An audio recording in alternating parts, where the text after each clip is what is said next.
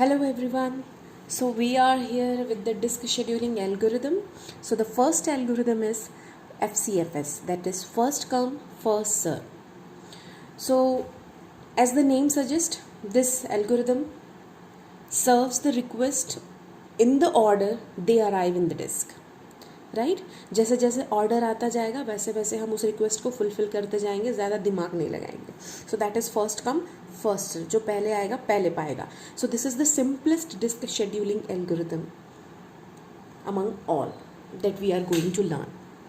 Okay, so most of the time with this topic, this is the very important topic, the disk scheduling. Every competitive exam will contain the question from this topic, and even in your university exam also you will definitely get a single numerical from it by giving a name of the scheduling algorithm to schedule the disk, right?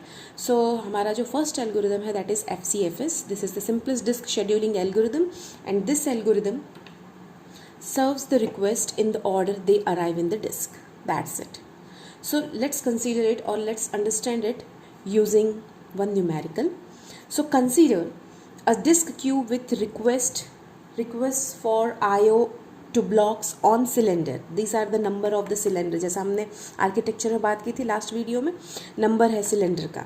ठीक है, पहले 98 number के cylinder पे, फिर 183, फिर 41, 122, 14, 42. These are the sequence of request that is came for the disk. ठीक है, read write के लिए. So we have to choose the FCFS scheduling algorithm, यहाँ पर यूज करना है. And the head is initially at this read write head. If you remember the last video, if you have not watched that, first view that so that you can visualize this thing. ठीक है, so read write head जो है initially कौन से cylinder पे है, 53. ठीक है, 53rd सिलेंडर पे है. And the total number of cylinders are 200 cylinders. So our platters are divided into 200 tracks. ठीक है, 200 ट्रैक्स होंगे तो हर एक प्लेटर का 200 ट्रैक्स है तो सिलेंडर बनता है जैसे मैंने बताया था. तो हमको काउंट क्या निकालना है कि टोटल हेड मूवमेंट कितने हो रहे हैं. सो डिस्क शेड्यूलिंग का परफॉर्मेंस हम कैसे निकालते हैं कि जितने कम नंबर ऑफ टाइम्स हेड को मूव करना पड़े और उतने कम मूवमेंट में हम ज़्यादा से ज़्यादा रिक्वेस्ट को फुलफिल कर पाएँ. So we will take this request only for all the algorithms so that we can compare कि किसमें कम से कम head movement हो रहा है. ठीक है, so ये हमने बना लिया है. मान लो ये डिस्क है, इसको यहाँ पर एक स्ट्रेट लाइन में बनाया है, but you imagine it as a cylinder जो 0th ट्रैक से स्टार्ट हो रहा है और then it is going so on to 199th cylinder, क्योंकि 0 से स्टार्ट हुआ है तो 200 सिलेंडर हमारा हो जाता है. ठीक है, अब हमारा इनिशियली हमारा रीड राइट हेड कौन से पोजीशन में, करंट पोजीशन क्या है 53. सो हमारा रीड राइट हेड अभी यहाँ पर है. ठीक, उसके बाद देखो क्योंकि it is first come first serve, तो किस तरीके से फर्स्ट रिक्वेस्ट क्या है हमारा पेंडिंग रिक्वेस्ट 98. तो हम सबसे पहले कहाँ जाएंगे 98 पे. ठीक है,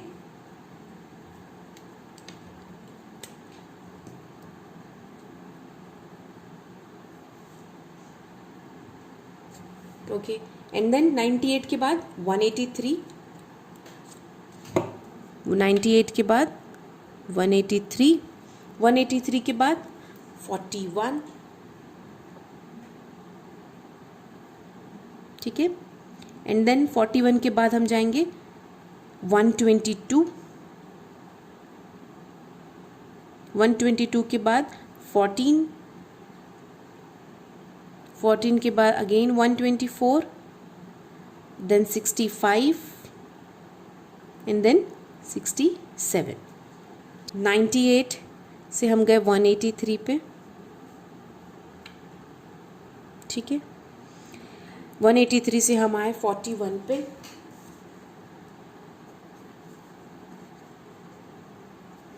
41 से हम आए 122 पे. 122 से फिर 14 पे, फिर यहाँ से हम गए 124 पे, फिर आए हम 65 पे, फिर आए हम 67 पे. सो इस तरीके से हमारा हेड मूवमेंट हुआ. राइट। तो ये जो हेड मूवमेंट हो रहा है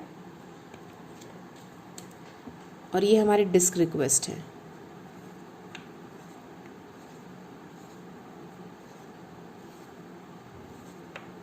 अब ये देखो डिस्क मूवमेंट निकालेंगे कैसे, कैसे निकालेंगे डिस्क मूवमेंट। इनिशियली हमारा रीड राइट हेड कहाँ पर था, 53rd पोजीशन पे था, ठीक है। वहाँ से हम कहाँ मूव किए, 98, क्योंकि नेक्स्ट रिक्वेस्ट 98 की थी, तो 98 माइनस 53, ठीक। सो 98 माइनस 53 करेंगे तो क्या आ जाएगा हमारा 45, ठीक है। 98 माइनस 53, सो तो इस तरीके से अगर टोटल हेड मूवमेंट हम निकालें तो हम इस तरीके से फॉर्मूला लिख सकते हैं। टोटल निकालेंगे 98 minus 53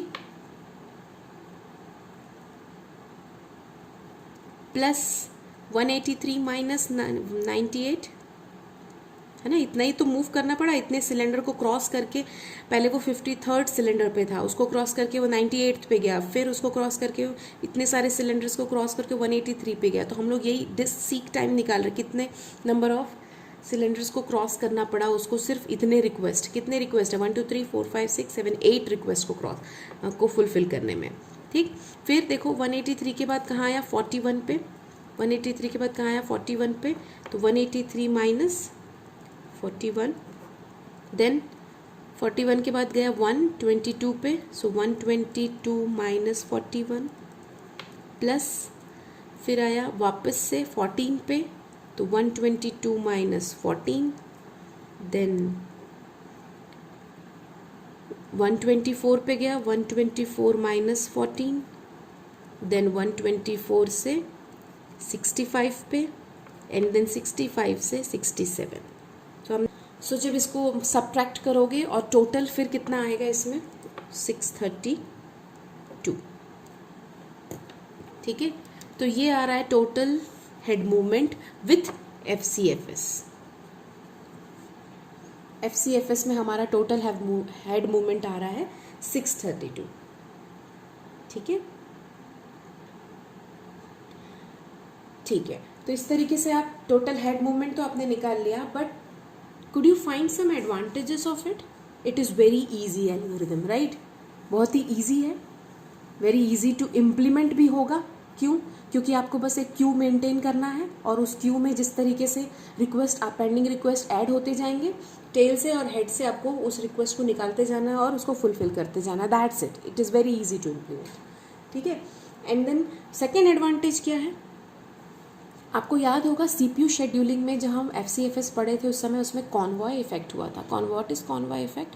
convoy effect is actually when we are fulfilling a single request, उसके पहले कितने रिक्वेस्ट हैं, it is depending on that. अगर उसके पहले कोई बहुत बड़ा प्रोसेस था तो उसको वो ज़्यादा टाइम लग रहा था, तो उसको उससे फिर वेटिंग टाइम उसका बढ़ जा रहा था। अगर उसके सामने छोटे प्रोसेसेस हैं तो उसका वेटिंग टाइम कम लगेगा। So it depends on the number of request ahead of it.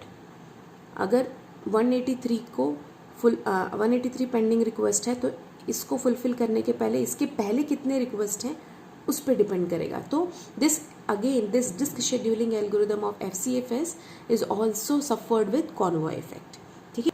ये 53, यहाँ पे ध्यान दो, there is a wild swing from the 122 to 14, ठीक है, and then back to 124. This is illustrating the problem with this schedule. If the request for cylinder like this 41 and 14 जब 53 में था, ठीक है, तो ये पहले 41 और 14 को फुलफिल कर देता क्योंकि ये इसके पास में है, देन वो उसके उस तरफ जाता दूसरे साइड में 122 और 124 को फिल कर देता। तो ये जो वाइल्ड स्विंग हुआ है और इतना ज़्यादा लार्ज मूवमेंट हुआ है, सीक टाइम इसमें ज़्यादा बढ़ गया कि इसको हमको कम से कम टाइम लगता है। देखो 120 के बाद 124 सिर्फ 2 सिलेंडर मूव करना पड़ा, ठीक। तो यहाँ पर हम नंबर ऑफ हेड मूवमेंट कम कर सकते थे, ठीक। So the total head movement could be decreased substantially and performance could be thereby improved, but this is the problem with FCFS that we can't do that, ठीक है। जिस order में request आए हैं उसी ऑर्डर में हमको fulfil करना पड़ेगा. So the first disadvantage is it is very inefficient in fulfilling the request, and it also result in increased total seek time. seek time इसमें बढ़ जाता है.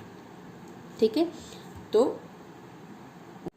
so this is the advantages and disadvantages of FCFS disk scheduling algorithm. So as we have already discussed, advantages, it is very easy to implement. We just need to have a queue as a data structure, but it may suffer from convoy effect. Okay, but work better with less load. Less load means if there are very less pending requests, बहुत ही कम request आए हैं disk से related, तो it works better. लेकिन जैसे जैसे number of pending, जब number of request बढ़ते जाएंगे तो बहुत ज़्यादा मूवमेंट होगा. That is the actual disadvantages. It increase the total seek time. उतने ज़्यादा नंबर ऑफ हेड मूवमेंट होंगे. So it works better with less load, but as the load increases the seek time will substantially increase. So it is inefficient also because of that, because we have to decrease the seek time. ठीक है, हमको कम से कम disk arm को move करना है और हम सबसे ज़्यादा कर रहे हैं. ठीक है, so it is actually inefficient. So I hope you get some little information about FCFS from this video. So if you like it, please like this video and subscribe my channel for the next video. Thank you. So this is the question, sample question, or as an assignment question for you, where the request queue is given as 95, 180, 34, 119, 11, 123, 62 and then 64, and the current read write head position is 50, and there were again 200 cylinders. You have to find out the total head movement. Total head movement आपको find out करना है. ठीक है, so solve this question with this FCFS algorithm, FCFS disk scheduling algorithm, and write the answer in the comment box. And for my student, take it as an assignment question and solve it in your copy, and do comment. You also comment in the answer in the comment box. Okay.